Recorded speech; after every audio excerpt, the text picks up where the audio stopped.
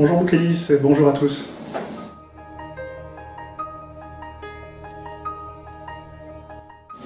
Il s'agissait d'une longue nouvelle qui fait environ 60-70 pages, qui s'intitule Le Vendeline. Et c'est un récit de fantasy dans un univers très végétal, dans lequel un peuple vit au pied d'un arbre géant dont il a besoin pour se reproduire. On va pas se mentir, gagner ce genre de concours, c'est une grosse fierté.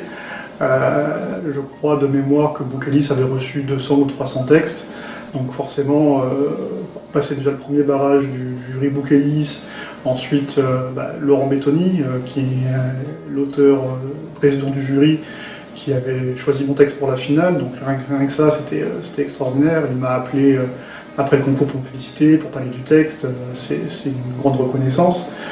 Puis ensuite, il y avait les booktubeuses qui ont fait donc leur chronique en vidéo, et donc de les voir en vidéo comme ça parler, c'était dur.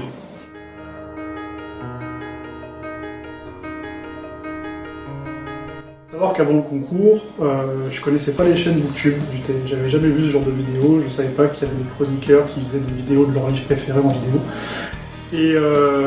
Et c'est très puissant, très personnel en fait. Quand on lit une chronique de son livre en texte, il y a une distance qui se met. Alors que là, le booktubeur, il est en face de vous à l'écran et c'est comme s'il vous parlait directement. Et le moindre de ses compliments, le moindre de ses critiques prend une puissance décuplée. Et moi, je comprends pourquoi il y a plein de gens qui désormais regardent ce genre de chronique. C'est assez stressant à regarder quand c'est son propre texte qui est en jeu. Et donc c'est vrai qu'il y a eu beaucoup de pression. Les 3 textes finalistes étaient très différents, même si c'était tous de la fantasy. Donc ça a été dur pour le jury de choisir. Et donc c'était un peu stressant. C'est vrai que la victoire, c'était aussi un plaisir, mais aussi un soulagement.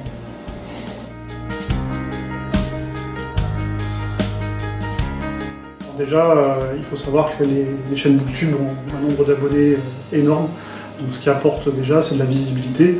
Moi, ça m'est arrivé d'aller sur des salons avec des booktubeurs locaux, et vu qu'ils avaient suivi le concours, ils reconnaissent mon texte, le livre sur la table de dédicace, et du coup, de suite, ça crée des contacts beaucoup plus faciles pour des interviews, etc.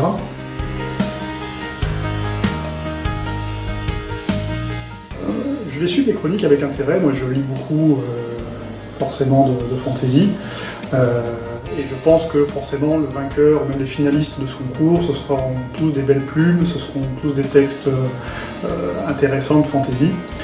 Moi personnellement, j'aime bien les univers un peu personnels, j'aime bien que ça ressemble pas à d'autres choses. Je suis pas fan de fantasy avec des dragons, des elfes, etc. Donc moi j'attends des auteurs, des univers un petit peu personnels.